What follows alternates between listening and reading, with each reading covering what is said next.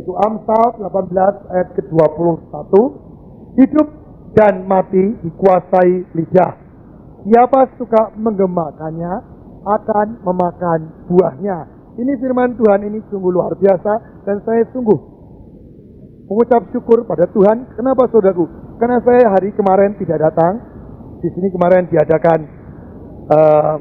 doa dan diadakan pemilihan daripada ayat Alkitab ini. Dan kemarin saya tidak bisa datang karena saya masih pelayanan di Jakarta. Tinggal sampai di tempat di Bandung jam 7:30. Sehingga saya tidak bisa datang dan saya tidak tahu ayat hafalannya ya apa, saya tidak tahu. Terus Tuhan berkata bahwa di rumah saya, Pak, kamu siapkan firman Tuhan. Nah, sudah saya siapkan semuanya. Saya masih belum ngerti. Tapi pada waktu saya masuk kamar tadi dan Ratna mimpin daripada pembacaan firman Tuhan ini, ayat hafalan hari ini, saya baru sadar bahwa benar Tuhan akan katakan sesuatu hal hari ini, yaitu tentang lidah ini. Bahwa lidah ini berbahaya dan lidah ini bisa membunuh kita, lidah ini bisa mematikan kita, tapi lidah ini juga bisa menghidupkan kita. Karena hidup dan mati orang Kristen dikuasai oleh lidah. Kenapa saudaraku? Kenapa? Karena firman Tuhan berkata, iman adalah dasar daripada segala sesuatu. Dan kita kalau menggemakan apa yang kita katakan, itu berarti kita menggemakan yang kita ingini dalam dunia ini. Mari kita baca dalam Bilangan pasal ke-13. Ini kita akan belajar dua hal, yaitu pertama tentang lidah, yang kedua tentang mempelai. Saya sungguh tidak janjian dengan Lisbeth, tapi Lisbeth bisa membawakan juga tentang mempelai. Jadi sungguh saya merasakan Tuhan bekerja saat ini. Kita baca dalam Bilangan pasal yang ke-13, ini bercerita tentang ke-12 pengintai. Dan kita langsung saja baca ayat yang ke-30. Kemudian Kaleb mencoba mententeramkan hati bangsa itu di hadapan Musa. Katanya, tidak, kita akan maju dan menduduki negeri itu sebab kita pasti akan mengalahkannya. Tetapi orang-orang yang pergi bersama ke sana bersama-sama dengan dia berkata, kita tidak dapat maju menyerang bangsa itu karena mereka tidak kuat. Karena mereka lebih kuat daripada kita. Juga mereka menyampaikan kepada orang Israel kabar buruk tentang negeri yang diintai mereka, dengan berkata, negeri yang telah kami lalui untuk diintai adalah suatu negeri yang memakan penduduknya.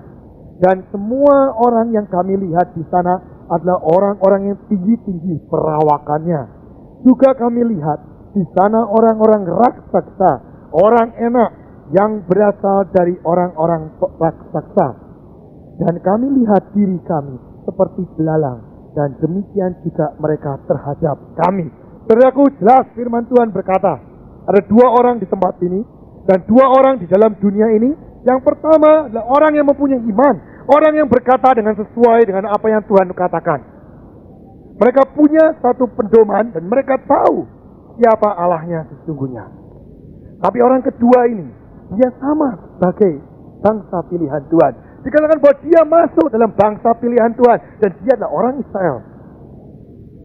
Tapi orang yang kedua ini, dia tidak mempunyai iman yang benar. Dia berkata sia-sia, bahkan dia mengecilkan Allahnya. Dia hanya berkata bahwa yang ada di depan dia itu besar, dan saya itu tidak ada apa-apanya. Dengan begitu, dia mengecilkan siapa sesungguhnya Allahnya. Saudaraku, kalau saudara dengar berita-berita yang sekarang bekerja di Indonesia, ini sungguh simpang siur, luar biasa. Dikatakan tanggal 5, tanggal 6 bakal terjadi sesuatu, atau tambahan lagi tanggal 4, tanggal 4, 5, 6 bakal terjadi sesuatu. Kemarin saya barusan pulang dari Cirebon, anak-anak Cirebon nanya pada saya semua, kamu sudah dengar gini. Saya berkata, sudah. Malah anak Cirebon lucu, saudaraku. Dia ngomong begini, waduh kok, dia bilang itu. Dia panggil saya kakak, Kak, luar biasa sekali. Kalau itu terjadi, saya senang. Terus saya bingung loh, saudara, saya bilang gitu. Saya bilang, kamu kok senang berapa? Malah cepat mati, malah enak, Pak. Gitu. Pokoknya cepat mati, tugas selesai, bar. Kita kan pasti dapat seperti kedukaan rasul. Itu benar, saudara. Kenapa sampai rasul-rasul harus mati syahid? Saudara pernah pikirkan akan hal itu? Kenapa semua rasul harus matinya syahid? Kenapa tidak matinya dengan normal? Tapi semuanya matinya syahid. Karena apa? Untuk menduduki tempat 13 di surga. Tidak bisa kalau tidak saudara mati syahid. Makanya dia mati syahid. Firman Tuhan berkata, hidup kita harusnya wajib untuk mati bagi orang lain. 1 Yohanes 3 ayat 16. Yohanes 3 ayat 16 itu untuk Tuhan Yesus. 1 Yohanes 3 ayat 16 itu untuk kita. Pada waktu orang Cirebon ini, anak-anak Cirebon ini masih muda-muda, bahkan mereka mau ke universitas. Mereka berkata begitu, saya pikir udah mati ini kurang ajar juga ya. Kok lebih berani dari saya, lebih berani dari orang-orang lain, tak pikir. Tapi itu saya ngomong gini. Kamu ngomong itu ada dua hal. Kamu sudah pengen mati, karena kamu sudah tidak enak menghadapi dunia ini, rasanya penuh dengan cobaan, rasanya penuh dengan penderitaan, atau kamu memang benar-benar kamu sudah dijalankan untuk mati syahid. Nah, mereka mulai mikir, oh iya juga ya. Terus saya ngomong sama mereka, kalau saya bilang, kalau belum waktunya saya mati, saya tidak mau mati. Karena apa? Saya harus selesaikan tugas yang Tuhan berikan pada saya. Sampai tugas itu selesai, saya baru mau meninggal dunia. Karena apa? Kalau berarti tugas itu tidak saya selesaikan, tingkatan saya di surga juga akan berkurang. Jangan saudara berkata bahwa di surga itu tidak ada tingkatan. Firman Tuhan jelas katakan, tingkat ketiga itu Firdaus. Di surga ketiga, jelas firman Tuhan katakan ada tingkatan. Dan firman Tuhan diartikan oleh orang-orang pendeta-pendeta, dikatakan bahwa tingkatan itu seperti tabernakel 777. Dan saya tidak tahu kebenaran yang sesungguhnya, tapi mungkin juga begitu. Tapi saya percaya di surga itu ada tingkatan. Saudaraku, makanya kalau saudara tanya pada saya, kau mau mati? Tak mau.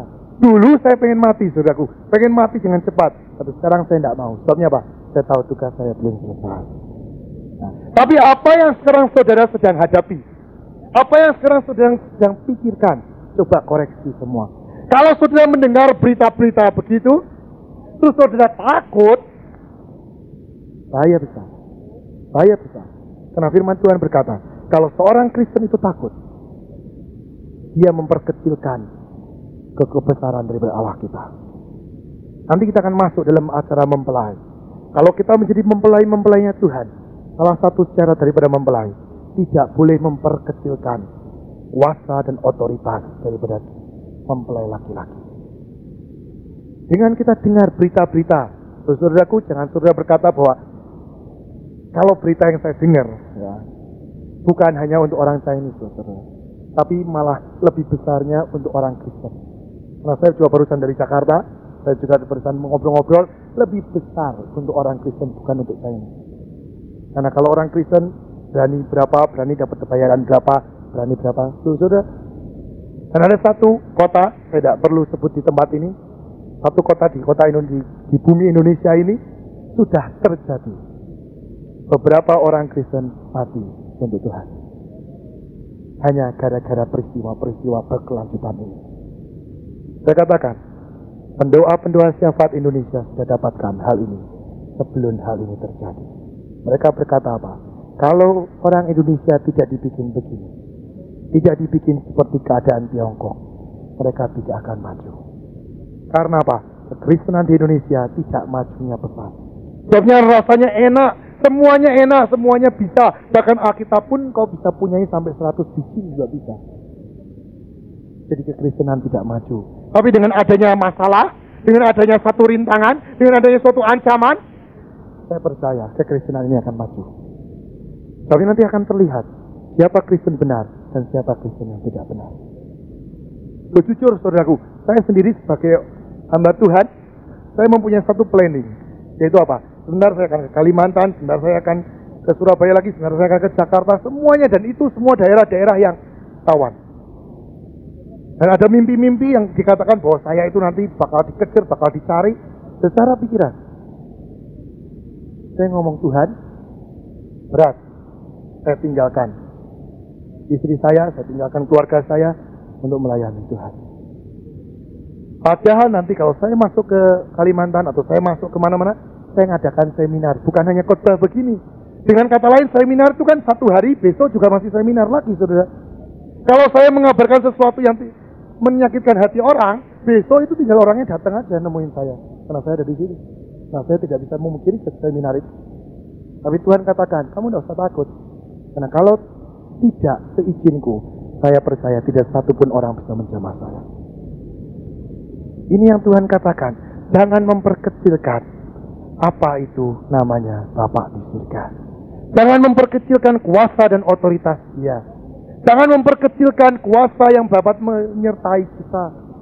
Seringkali orang Kristen mendengar firman Tuhan hanya berkata, ya, ya. Tapi setelah mengalaminya, mungkin sudah akan tahu Kristenan saudara sampai taraf mana. Terus terang Roh Kudus di sini ngomong, banyak anak-anakku di tempat ini baca Alkitab tiap hari, berdoa lama, tapi kerohanian mereka belum apa-apa adanya. Sebabnya apa? Kalau menghadapi suatu masalah, takut. Firman Tuhan berkata, 1 Yohanes, baca, ketakutan itu bukan daripada Tuhan, tapi ketakutan itu dari kuasa kegelapan. Kalau saudara takut, berarti saudara hati-hati, kasihmu belum sempurna. Kau mungkin lebih mengasihi keluargamu, kau mungkin lebih mengasihi kekasihmu daripada Tuhan. Dan saya tidak mengatakan bahwa habis itu saudara jadi berani-berani, enggak. Tapi apa? Hidup dalam pimpinan Roh Kudus. Loh, terus tenang saudaraku, pada waktu ini sebelum terjadi, istri saya sudah mimpi. Saya dihadapkan jalan, ada jalan tol, ada jalan yang macet, jalan yang apa. Saya di dalam mimpi itu, saya milih jalan yang macet. Dan pada waktu mimpi itu terjadi, istri saya tahu bahwa saya dengan dia itu lagi dikejar-kejar orang untuk dibunuh. Tapi istri saya berkata, ayo masuk jalan tol, karena yang ngejar itu mobilnya butut. Kamu kan mobilnya bagus. Apa yang saya ngomong? Tidak, saya harus masuk jalan kecil. Apa yang terjadi? Saya masuk jalan kecil, mobil saya dipukulin orang. Dilemparin segala sesuatu, dipukulin. Tapi dia tidak lecet mobilnya. Akhirnya kita bisa bebas. Saat ini, kemarin, saya baru sadar itu arti mimpi apa. Jadi saya berkata begini pada saya, Den, kamu tuh kalau ngomong kok sepertinya kamu tidak takut terhadap masalah begini. Terus saya jujur sama dia, Luffy, saya bilang, sebenarnya dalam hati itu saya takut loh. Sebabnya apa? Ini semua mimpi-mimpi, nubuatan-nubuatan ngomong saya yang akan matinya dicari atau terus dibunuh segala macam. Dan saya katakan, saya ya takut. Tapi saya rasakan dalam diri saya ada sesuatu yang lebih besar daripada saya yang mengatakan kamu tidak boleh takut. Dan ada satu hal saya katakan pada dia, cuma tinggal satu step lagi. Kalau satu step itu datang pada saya, apapun yang akan dihadapi saya akan maju depan. Terus saya barusan sadar, oh mimpi itu tuh artinya itu. Dan firman Tuhan berkata, kalau masih ada kesempatan untuk lari, saudara biarlah lari, jangan malah deketi ancaman-ancaman itu. Hal itu benar, dan itu merupakan suatu peringatan bagi saya. Karena saya orangnya apa? Kalau sudah tataan ya tataan, sampai darah tengah penghabisan. Orang tua saya tahu, semuanya tahu. Kalau saya sudah paniknya, kalau istilah bahasa sana itu celeleng. Kalau sudah wanita tahan sampai darah penghabisan, saya akan hadapi. Dan ternyata Tuhan katakan, kalian tidak mau orang-orang yang begitu. Sebabnya apa? Mati konyol itu semua. Tapi Tuhan inginkan orang-orang yang hidup penuh dengan pengurapan Roh Kudus. Yang tahu hari ini aku harus berbuat apa. Hari ini aku harus kemana. Dan jangan mati konyol sebelum waktu yang saudara dan Tuhan tentukan untuk saudara meninggal. Satu hal, jangan takut. Kayak 12 pengintai ini. Cuma 2 yang mengatakan bahwa aku pasti akan menduduki tempat itu. Hanya 2 orang yang mengatakan aku pasti menang dan aku akan menduduki. Dan saudara boleh baca, Kaleb dan Yosua itu masuk dan menduduki negeri Kanaan. Pada waktu semua sudah diduduki, tinggal daerah Kaleb dia belum. Itu Kalebnya sudah umurnya tua, sekitar 80-an. Dan Kaleb itu ngomong apa sama Yosua? Kamu pernah dulu janji pada saya. Dan kamu lihat, Musa pun janji bahwa pegunungan ini harus diserahkan pada aku. Kalau istilahnya sekarang, Yosua ngomong gini, Kaleb, kamu tuh umurnya sudah 80. Tapi kok masih pengen gunung sih? Kaleb ngomong apa? Tidak, biarpun aku seperti orang tua, tapi kemampuanku, semangatku, seperti pada waktu aku muda. Apa yang terjadi saudaraku? Kaleb sanggup menduduki gunung itu untuk dia dan keluarganya. Ini yang Tuhan mau. Setiap perkataan apa yang keluar dari kita, itulah yang akan terjadi. Ada seorang hamba Tuhan, Kenneth Hagin, sudah tahu, dan sudah mungkin pernah dengar. Kenneth Hagin mengatakan begini, tiap kali dia berdoa untuk orang sakit, dia ngomong sama orang sakit itu begini, kamu percaya sembuh? Terus orang sakitnya begini, iya Pak, mudah-mudahan sembuh. Dia ngomong apa? Saya katakan kamu tidak akan sembuh. Dia pulang. Kaget si orang yang sakit itu. Loh, si Pak Kenneth Hagin kok gini? Ada bukunya saudara kalau saudara mau baca. Kenapa? Dia katakan, dengan perkataanmu itu loh, apa yang akan terjadi dalam diri. Maka setiap kali dia katakan, ada suatu acara pengurapan roh, dia katakan, kamu ini semua mau dalam pengurapan roh? Ada yang satu katakan, mau. Ada satu bilang, enggak Pak. Ada yang berkata apa? Nanti mudah-mudahan dapat. Saya katakan, minggir yang mudah-mudahan. Saya hanya mau berdoa, yang mengatakan mau. Kenapa yang terjadi, saudaraku? Setiap orang yang mengatakan mau, dan mengatakan aku percaya, itu akan terjadi. Tumpang tangan, langsung dia sembuh saat itu juga. Kenapa? Dengan lidahmu, dengan mulutmu, firman akan digenapi. Di dalam Kristen itu tidak ada mudah-mudahan. Kalau saudara baca firman Tuhan, selalu Tuhan katakan ya atau tidak. Tidak boleh setengah-setengah. Kalau engkau suam-suam kuku, engkau akan dimuntahkan. Itu firman Tuhan. Jadi dengan kata lain kita harus memilih. Kalau kita memilih Kristen, kita pilih yang benar. Kalau kita milih orang yang tidak benar, ya sudah pilihlah jadi orang Kristen, jadi orang yang tidak benar. Jangan bilang mudah-mudahan. Firman Tuhan berkata, kamu harus, kita semua harus belajar konsekuen. Dan saat ini belajar, hati-hati dengan lidahmu. Firman Tuhan tadi jelas katakan, mati hidup kuasai lidah.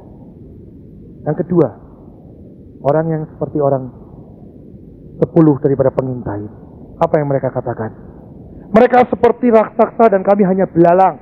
Apa yang terjadi, saudaraku? 10-10-nya tidak pernah menginjakan di Kanaan lagi. Mereka mati di padang belantara. Kenapa? Kataan mereka mengatakan, aku tidak akan mungkin menang. Aku tidak akan mungkin menduduki. Betul? Itu yang terjadi bagi mereka. Maka saat ini, kalau kita saat ini menghadapi suatu masalah, kalau saat ini katanya kita akan menghadapi suatu ancaman yang luar biasa bagi orang Kristen, saya percaya firman Tuhan berkata, tidak ada satupun orang bisa menjamah kita kecuali kalau Tuhan izinkan itu terjadi. Dengan kata lain, saudara dan saya tidak boleh takut sedikit pun. Tidak boleh takut.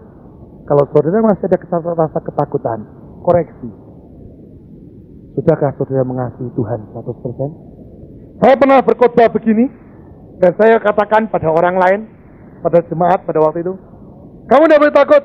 Saya berkata, tidak bisa Pak. Loh, kok tidak bisa gimana? Firman Tuhan berkata, jangan takut kok, kamu tidak bisa.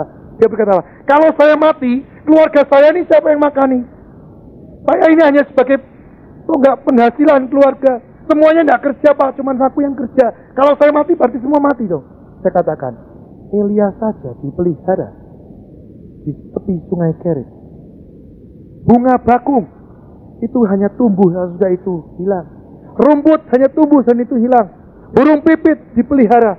Masa manusia yang dikatakannya di mata Tuhan tidak dipelihara oleh Tuhan? Tidak mungkin, saudaraku. Saya berani ngomong begini karena saya mengalami semua. Saya berani ngomong begini karena saya mengalami. Betul. Saya katakan, tidak akan mungkin kamu tidak akan dipelihara oleh Tuhan kalau hidupmu berkenan di hadapan Tuhan. Tidak mungkin uangmu itu kurang. Tidak mungkin materimu itu kurang kalau engkau berkenan di hadapan Tuhan. Selalu Tuhan itu menolong tepat pada waktunya. Kalau sampai satu orang diharuskan untuk kembali dalam hadirat Dia, saya percaya yang sisanya ini loh akan dipelihara oleh Tuhan kalau dia hidup berkenan di hadapan Tuhan. Tidak mungkin seorang Kristen untuk keleleran. Tidak mungkin, saudaraku. Sebabnya apa? Firman Tuhan berkata, kita harusnya hidupnya berkelimpahan. Ini adalah bagian kita. Maka dari itu saat ini, belajar untuk mengoreksi. Jangan tergantung dengan pikiran dan kata-kata yang negatif. Belajarlah untuk berkata positif, yang mengatakan, aku tidak takut. Kenapa? Karena Tuhan adalah penopangku. Tuhan adalah gunung batuku yang menjagai aku. Dan firman Tuhan berkata, kita tidak mungkin jatuh. Sehelai rambut pun tidak akan mungkin jatuh kalau tidak itu seizin Tuhan. Apa saudara pernah ngitung? Kalau bangun tidur, di bantal itu ada rambut berapa yang jatuh? Saya percaya saudara tidak pernah ngitung kan? Tapi semua itu terhitung di surga. Semua ada catatannya. Sampai rambut yang jatuh. Pada waktu kita nyisir, rambut satu jatuh. Tuhan katakan, firman Tuhan berkata, Tuhan tahu akan hal itu. Dan itu seizin daripada Tuhan itu. Jangankan yang lain, rambut pun seizin dia. Apalagi tubuh kita. Maka dari itu saudaraku, belajar positif. Jangan takut. Karena Tuhan katakan, di antara segini banyak orang, ada beberapa orang yang takut, penuh dengan ketakutan, penuh dengan kecemasan. Saya katakan, kalau kamu semua ada yang takut, berarti engkau mengecilkan cara kerja Tuhan. Dengan kau mengecilkan cara kerja Tuhan, Tuhan tidak bisa kerja secara luar biasa di dalam keluargamu. Saya katakan itu, betul. Dan itu firman Tuhan. Saudara tahu, pada waktu bangsa Israel menduduki tembok Yeriko, apa yang terjadi di situ? Mereka tahu kedudukan orang Yeriko itu luar biasa kuatnya. Mereka tahu temboknya itu tebelnya luar biasa. Mungkin tebelnya seperti ini sampai sini. Bahkan firman Tuhan berkata Rahab tinggal di tembok itu. Dengan kata lain, tembok itu menjadi rumahnya Rahab. Tidak mungkin kalau temboknya itu tipisnya hanya seperti speaker ini, terus Rahab tinggal di sini. Ya tidak bisa. Tidak masuk, saudara. Betul? Kenapa? Karena temboknya itu tebelnya, itu tebal sekali. Kira-kira dari situ sampai sini. Tebelnya tuh gitu. Bayangin, cuman hanya diputri saja, itu akan hancur. Kenapa? Satu hal. Karena mereka takut akan Tuhan dan mereka taat. Mereka mengikuti apa yang Tuhan katakan. Tuhan katakan pada Yosua, setiap hari kau hanya ada puteri itu sekali. Bayangin. Dia sebagai seorang pahlawan, dia sebagai seorang yang disanjung, dan dia seorang yang penuh dihormati. Pada waktu itu mungkin panglimanya, contohnya panglimanya Indonesia, ngomong begini, kamu mau menduduki kota Inggris? Gampang, puteri sekali, saya katakan. Mungkin prajuritnya mungkin akan ketawa luar biasa. Dipikirnya, ya, ini. Ya mungkin, kamu kan sudah sekolah, istilahnya kalau sekarang nih, kamu kan sudah sekolah militer. Kamu tahu untuk menduduki kamu harus perang, kamu menduduki harus punya strategi. Tapi kamu menduduki hanya pengen miteri. Itu si anak kecil juga bisa selesai sekolah. Bayangin saudaraku. Tapi hanya ketaatan Yosua. Kenapa? Yosua dengar suara daripada Bapa di surga. Katakan, hanya kelilingi apa yang terjadi.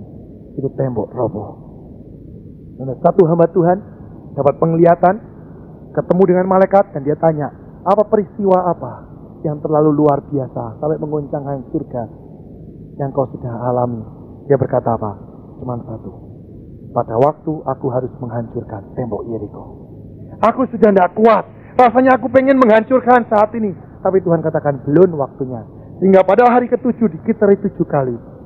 Mereka bekerja dan tembok itu hancur semuanya. Kenapa? Karena satu, mendengarkan suara Tuhan dan berbicara positif.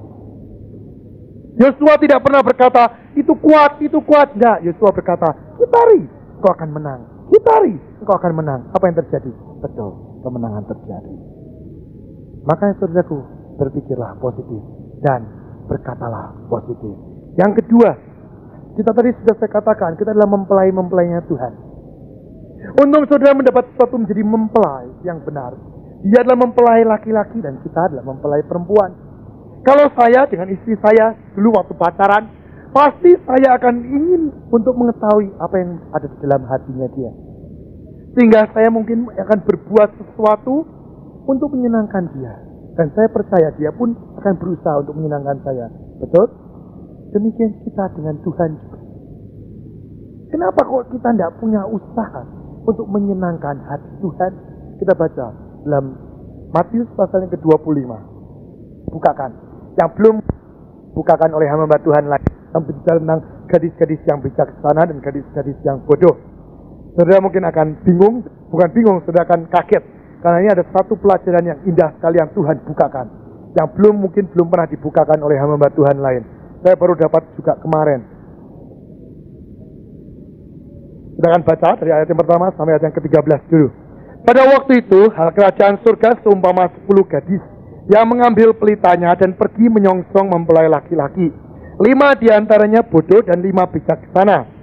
Gadis-gadis yang bodoh itu membawa pelitanya tetapi tidak membawa minyak. Sedangkan gadis-gadis yang bijaksana itu membawa pelitanya dan juga minyak pada buli-buli mereka. Tetapi karena mempelai itu lama tidak datang-datang juga, mengantuklah mereka semua lalu tertidur.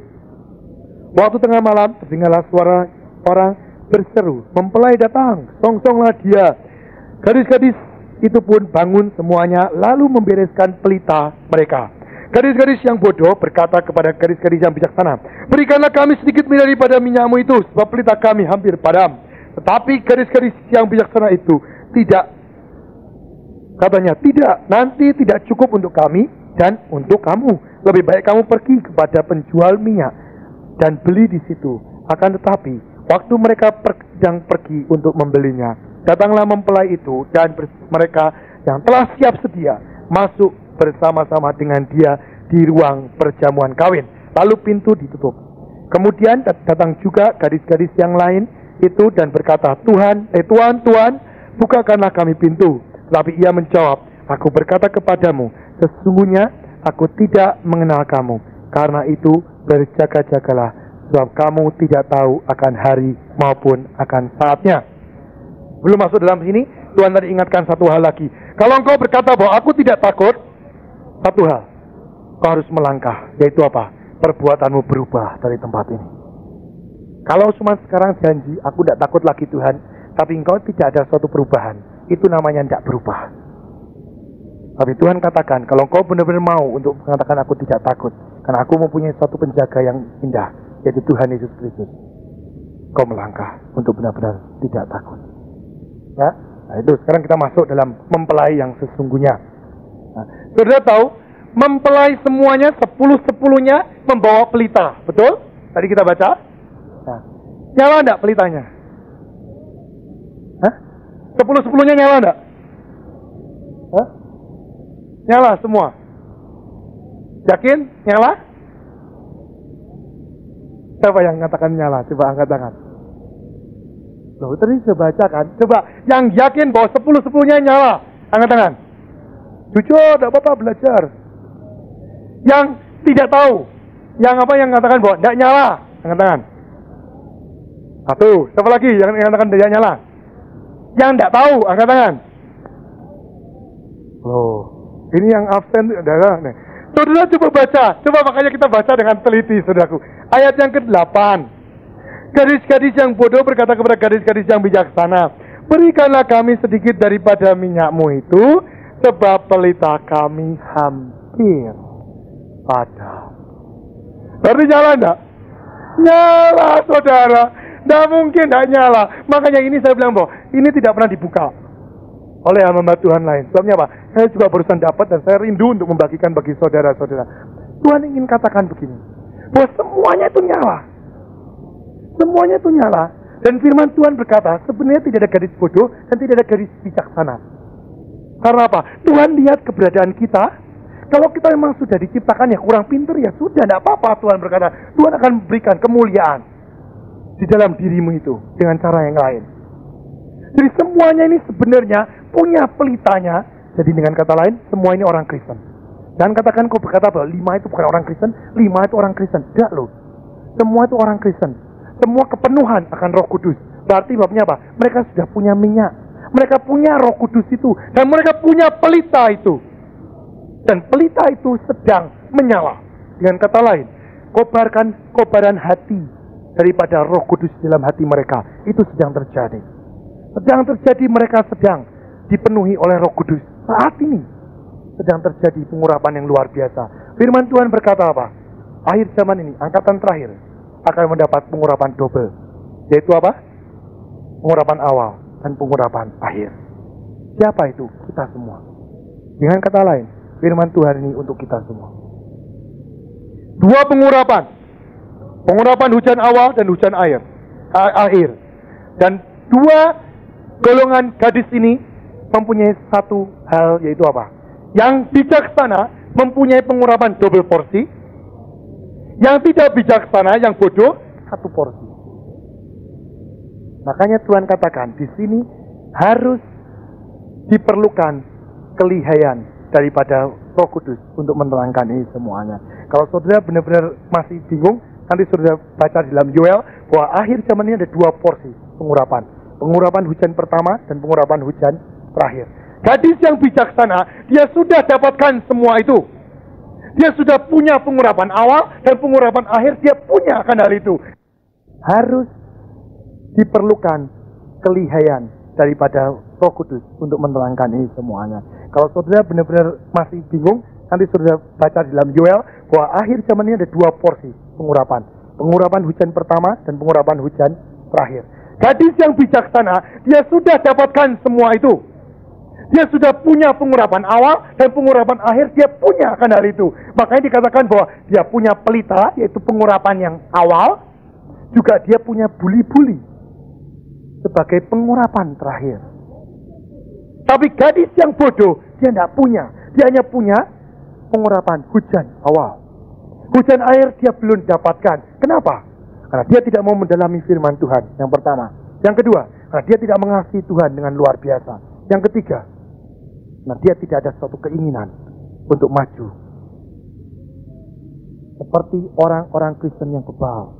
Sudah dikasih tahu firman Tuhannya begini, tapi ngomongnya, enggak bisa, aku enggak bisa, kok aku sudah diciptakan untuk tidak bisa maju. Itu salah besar.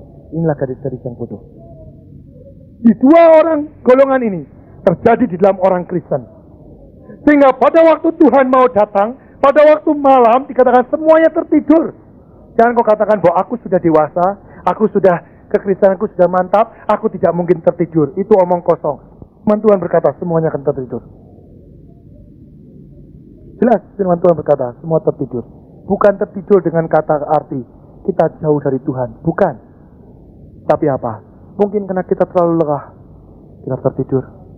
Mungkin karena kita terlalu menantikan kapan Tuhan datang. Katanya hamba Tuhan ini datangnya sebentar lagi, tapi kapan?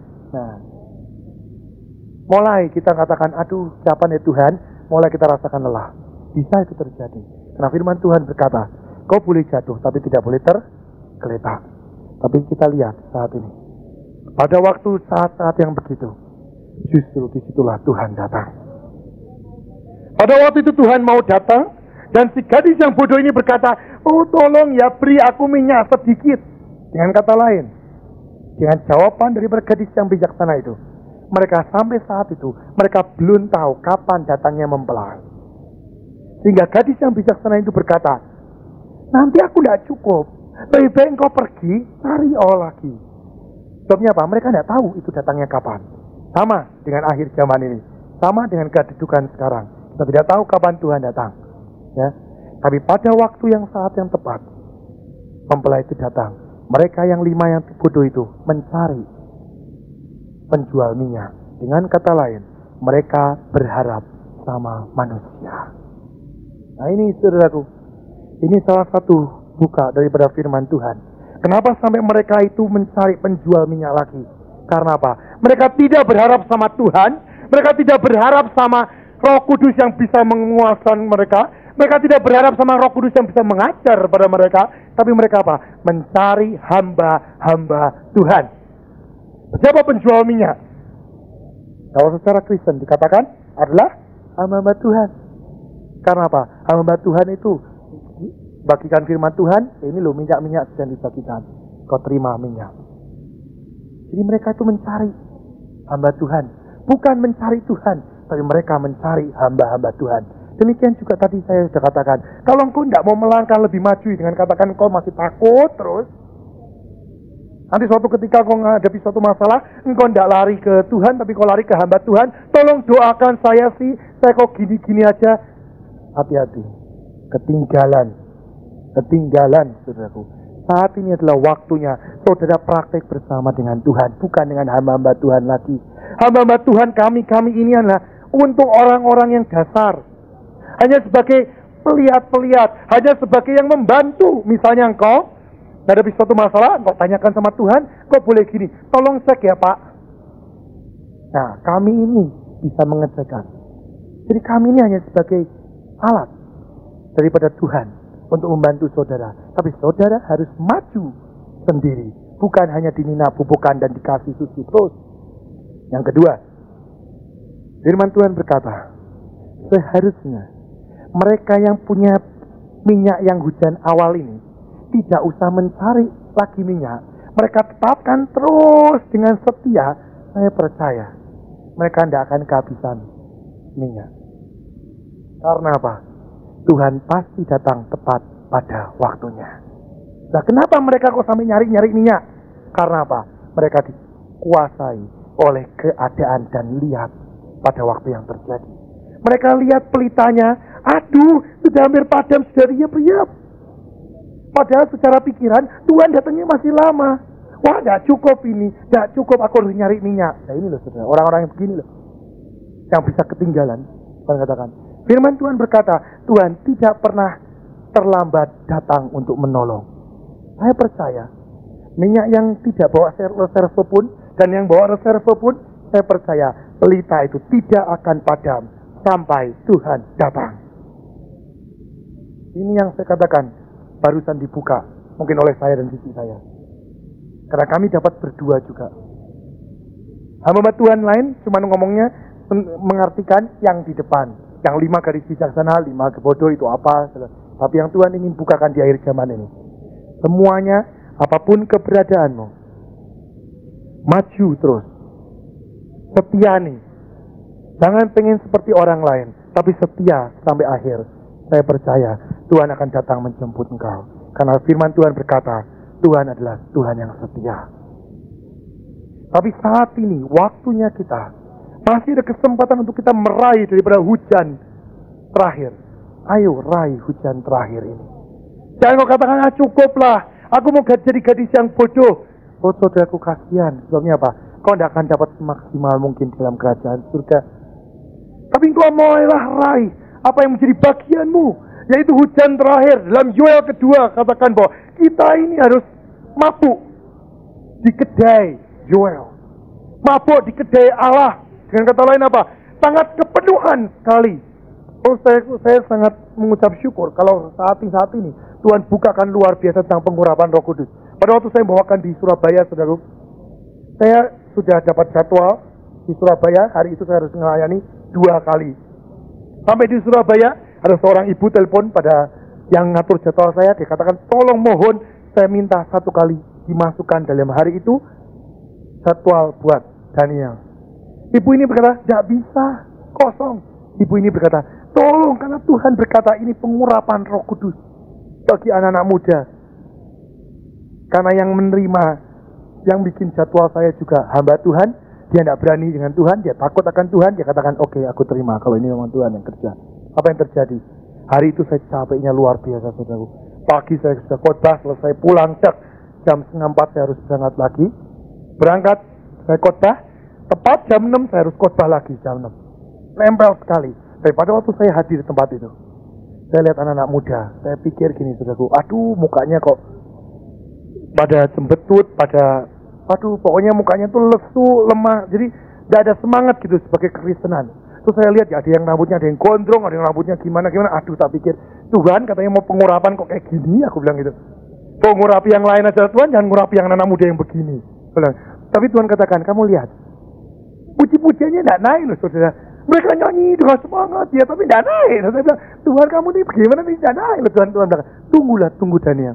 Tapi pada waktu firman Tuhan dibagikan, apa yang terjadi? Saya tidak ngerti.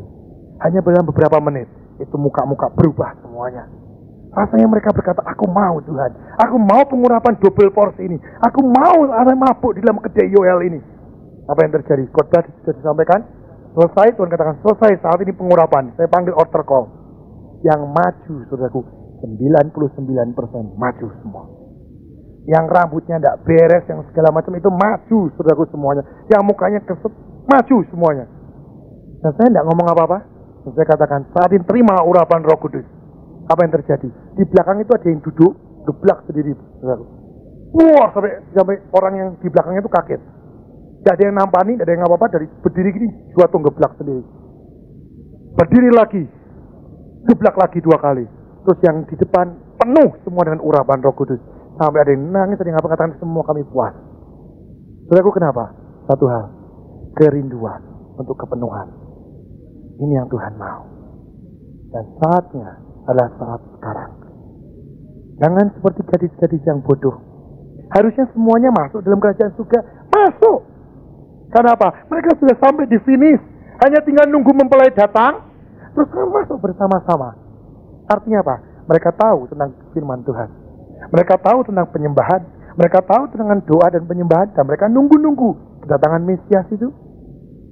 Tapi mereka jatuh di finish. Karena apa? Mereka terpengaruhi dengan keadaan sekitarnya. Keadaan yang mengatakan bahwa ini Tuhan Yesus tidak akan datang. Keadaan yang mengatakan, aduh, bakal disiksa seorang Kristen. Bakal kalau kau tidak berani mengakui Tuhan Yesus, kau akan disiksa. Itulah yang akan memengaruhi keadaan mereka. Dan mereka lihat pelitanya, aduh, makin lama makin gelap. Sehingga mereka cari hamba-hamba Tuhan. Jangan lagi cari hamba Tuhan, tapi carilah Tuhan Yesus Kristus. Loh, kalau saudara pikir ya, saudaraku, ini sesuatu yang aneh. Kalau hamba Tuhan berani ngomong begini, saudaraku, ini sesuatu yang aneh loh, saudaraku. Loh, dengan saya ngomong begini, saudaraku, namanya juga kalau istilahnya dunia itu mematikan kerja saya. Tapi saya percaya saya tidak mati kerja saya. Sebabnya apa? Tuhan akan bukakan yang luar biasa untuk saya. Tapi saya ingin membagikan sesuatu yang indah bagi saudara. Jangan cari hamba Tuhan, tapi belajarlah cari Tuhan Yesus, karena Dia sumber semuanya. Dia sudah punya dan Dia janji. Mari kita baca terakhir Yoel 2 ayat ke-28. Hari Tuhan judulnya. Kemudian daripada itu akan terjadi bahwa aku akan mencurahkan rohku ke atas semua manusia. Maka anak-anakmu laki-laki dan perempuan akan bernubuat. Orang-orangmu yang tua akan mendapat mimpi. Teruna-terunamu akan mendapat penglihatan-penglihatan. Juga ke atas hamba-hambamu laki-laki dan perempuan akan kucurahkan rohku pada hari-hari itu. Aku akan mengadakan mujizat-mujizat di langit dan di bumi. Dan ini sudah terjadi. Jangan kau katakan mujizat di langit ini belum terjadi. Kalau saudara baca, zaman dulu katanya di mana? Ada katanya muka Tuhan Yesus. Di mana? Katanya di Bosnia ada muka Tuhan Yesus. Kemarin saya dengar lagi kabar. Di Amerika ada juga. Muka Tuhan Yesus, sebelahnya itu mukanya setan. Di dua orang ini saling berpandangan gitu. Sampai yang ini juga bertobat. Yang kedua, Tuhan Yesus, belakangnya semua para muridnya sedang menyertai Dia. Tanda-tanda di langit dan di bumi sudah ada. Mujizat di langit dan di bumi sudah ada. Di bumi sudah lihat kesembuhan terjadi. Ya, darah dan api dan gumpalan-gumpalan asap. Dengerin, ya. Jadi bukan main-main, tapi benar-benar ini terjadi di akhir zaman. Matahari akan berubah menjadi gelap gulita dan bulan menjadi darah sebelum datangnya hari Tuhan yang hebat dan dahsyat itu. Dan barang siapa yang berseru kepada nama Tuhan akan diselamatkan. Sebab di Gunung Sion dan di Yerusalem akan ada keselamatan seperti yang telah difirmankan Tuhan. Dan setiap orang yang dipanggil Tuhan akan masuk termasuk orang-orang yang terlepas. Firman Tuhan berkata, tidak tergantung umurmu masih kecil atau besar.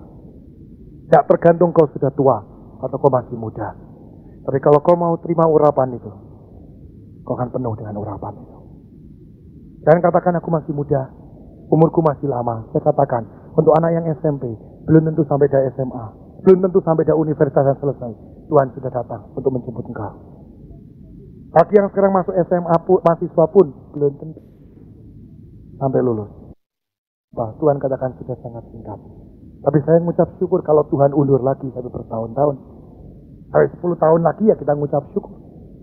Tapi kalau sesuai dengan firman Tuhan, tidak sampai waktunya itu. Lama sekali. Waktunya sudah sangat dekat. Tapi firman Tuhan berkata, mimpi-mimpi bagi hamba Tuhan, nubuatan-nubuatan, penglihatan-penglihatan, semuanya dicek, semuanya sama. Sekarang adalah masa 3,5 tahun untuk bangsa Indonesia. Hati-hati, saudara. Saudara pulang dari tempat ini, hanya saudara dengan Tuhanmu saja. Kalau ada satu anak, kemarin saya baru dengar kesaksian. Sungguh dia tidak ditobatkan oleh siapa-siapa, tapi dia bertobat dengan Tuhan Yesus sendiri. Anak ini seorang anak dari keluarga yang bukan Kristen, dan keluarganya dijahati oleh pamannya yang agamanya Kristen. Sehingga dia sudah berkata begini, aku benci dengan orang Kristen. Sehingga suatu saat dia harus pergi dari keluarga. Karena apa? Dia dijahati keluarga ini sampai toilet. Habis ludes sampai anaknya ini dibuangi semua, dititip-titipkan sama saudara. Bencinya tidak karuan sama orang Kristen. Sebabnya apa? Yang jatuhin omnya sendiri dan dia orang Kristen. Dia ngomong apa? Aku tidak akan jadi Kristen. Aku tidak mau ikut Kristen. Daripada waktu dia masuk SMA, dia ketemu dengan teman. Temannya dia nakal, Kristen tapi nakal. Pada waktu belajar bersama, temannya itu ngomong gini, pokoknya saya pengen ngomong sesuatu sama kamu. Dia bilang, apa? Pokoknya nanti kalau zaman antikris, dia bilang, kan dia nggak tahu antikris itu apa. Oh ya, pokoknya didengerin. Kalau ada yang mau ngecap kamu 666, kamu jangan terima ya. Dia bingung, apa itu dicap 666? Pokoknya kamu nggak usah tanya siapa-siapa. Pokoknya kalau mau dicap 66, jangan mau dicap 666. Nah, ini anaknya pintar, saudaraku. Dia mulai mikir, apa itu? Terus dia jadi belajar bersama, terus berdebat tentang kekristenan. Dia belajar tentang kekristenan, juga berdebat gitu loh. Karena apa? Dia juga tahu karena dia sekolahnya di Kristen. Nah, anehnya nih orang tuanya sekolahnya di Kristen. Suatu saat kemarin dia datang pada saya, dia katakan apa? Saya juga tidak tahu kok. Tapi aneh, sekarang saya jadi orang Kristen. Saya tanya, lu kamu kok bisa jadi Kristen? Dia berkata apa? Dia tidak tahu ya. Tapi pada waktu saya dikatakan begitu, terus sampai di rumah, saya mulai pelajari apa itu sebenarnya Tuhan Yesus ini. Dia pelajari, akhirnya dia jadi Kristen. Dan dia katakan, saya tidak siapa-siapa yang mempertobatkan saya. Tuhan sendiri. Dan firman Tuhan berkata, jangan sampai yang terdahulu itu menjadi yang terakhir. Sebabnya apa? Orang-orang yang begini loh, kemauannya keras sekali. Sehingga dia bisa selesaikan apa yang menjadi bagian dia dengan cepat dan luar biasa. Tapi kita yang sudah menjadi orang Kristen lama, kadang-kala apa? Majunya itu terseret-seret. Karena apa? Ini loh otakmu ini loh jalan terus. Sampai Tuhan Yesus di kayu salib. Sebelum masuk dalam kayu salib, dia korbankan darahnya hanya untuk menentukan otaknya. Saudaraku, jangan pakai otak, tapi sekarang pakai Roh Kudus untuk hidupnya. Pengurapan sudah siap untuk Tuhan berikan bagi engkau dan saya. Andong saudara mau atau tidak? Kalau saudara mau, jadilah gadis-gadis yang bijaksana. Kalau saudara tidak mau, nanti saudara termasuk gadis-gadis yang bodoh. Lumayan kalau bodoh tapi nanti masuk surga. Tapi jangan seperti ini. Bodoh tidak masuk surga. Saya sudah bagikan, tergantung bagi saudara dan saya. Mari kita tundukkan kepala.